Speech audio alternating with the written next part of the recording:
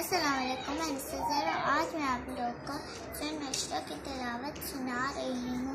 इससे पहले कि मैं सूरह नश्र की तिलावत सुनाऊँ, मैं इसके कुछ फ़ायदे बताती हूँ। जो भी सूरह को पढ़ता है अल्लाह उसके सीने को कुशादा करता है, वो कभी तंग नहीं होता और उसके इल्म में भी इजाफा होता है। तो चले मैं इस सूरह को आपको पढ़ती हूँ।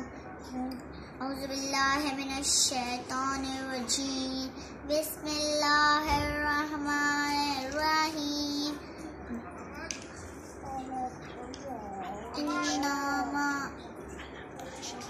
अलम नशरह लका सदरक व वज़अना अन्का विज़रक अल्लज़ी अन्का ज़हरक व रफ़अना अन्का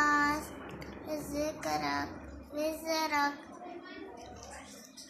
फ़इन्ना मअल उसरि युस्रा फ़इन्ना अल उसरि युस्रा फ़इज़ा फ़रग़त फ़ंसब वइज़ा रब्बिका फ़रग़ब। सदक़ल्लाहुल अलियुल अज़ीम। अगर आपको मेरी वीडियोस अच्छी लगी हो तो प्लीज़ मेरे चैनल को लाइक करें और कमेंट करें और सब्सक्राइब करना मत भूलिए। अब मुझे अपनी दुआ में याद रखें। तब तक के लिए अपना ख्याल रखें। तब तक के लिए बाय।